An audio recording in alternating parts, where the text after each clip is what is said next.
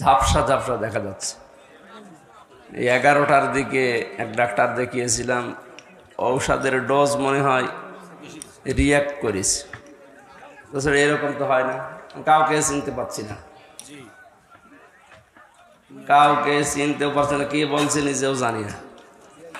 আমার শরীর স্বাভাবিক না, আমার শরীর শূন্যের উপরে বেশি বেড়াচ্ছে, আমার শরীরের উপরে কোনো কন্ট্রোল নেই, আমি ঝাপসা ঝাপসা দেখতে পাচ্ছি।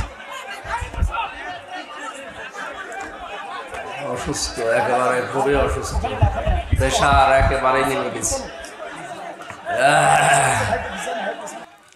জেলখানার ভেতরে ওরা 3টা বছর কি খাওয়িয়েছে আল্লাহ ভালো জানে, নাকি কোনো পয়জন, স্লো পয়জন দিয়ে দিল।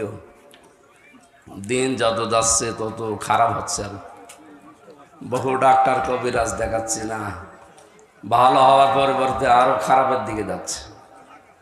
ওরা ভেতরে আলেমদেরকে এইভাবে আস্তে আস্তে মেরে ফেলছে। আমার যে কি খাওয়িয়েছে আল্লাহ ভালো জানে। আমাদের উপর কত নির্যাতন করা হয়েছে। আমাদের কোনো আলেম নাই যাদের বিরুদ্ধে মামলা দেওয়া হয়নি, দেশে রাখা যায়নি, দেশে রাখতে পারে নাই। হামজার বিরুদ্ধে 40টা মামলা হয়েছে, 40টা।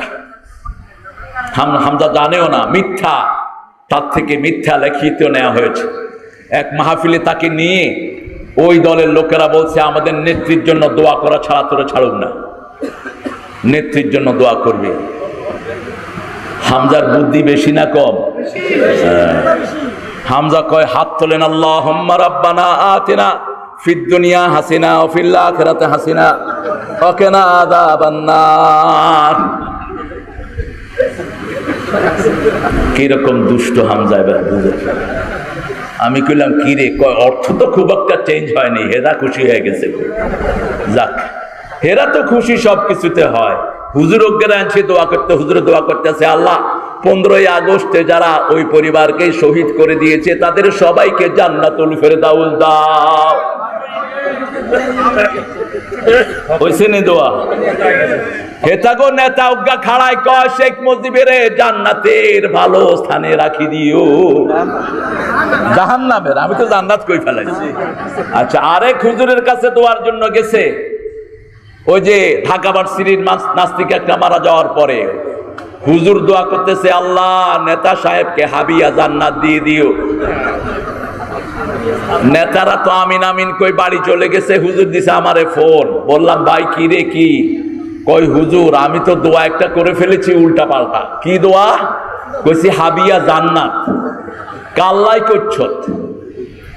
আমি না, তুই দোয়া করলেও যা, না করলেও তা, ফয়সালার মালিক কে? রাসূলের দোয়া আল্লাহ ফিরিয়ে দিয়েছেন। মুনাফিকদের জন্য দোয়া করেছেন রাহমাতাল লিল আব্দুল্লাহ বিন উবাই বিন সুলুলের জন্য। আল্লাহ বলেছেন একবার না 70 বার দোয়া করলেও তার গুনাহ মাফ হবে না, কারণ সে বহু মুসলমানের রক্তে তার হাত রঞ্জিত করেছে। ঠিক না বাটি? সেই জন্য দোয়া আমরা করব, কিন্তু কবুলের মালিক কে? এই মুখ দিয়ে আপনার নিজের ভাইয়ের গীবত করবেন না। মসজিদে আমার যেই ভাই আছে সে আমার রক্ত। ঠিক না ঠিক?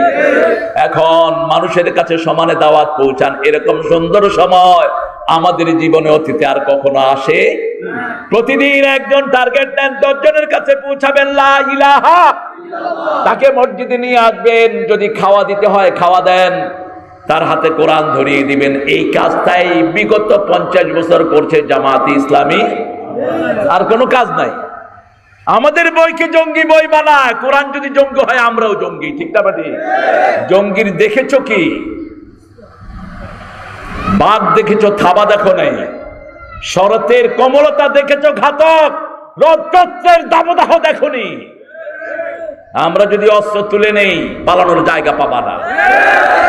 আমরা পিছনে যাওয়া শিখি নাই। ঠিক না ঠিক? আমরা সামনেই যেতে পারি। হুজুররা ধরে না, ধরলে আর ছাড়ে না।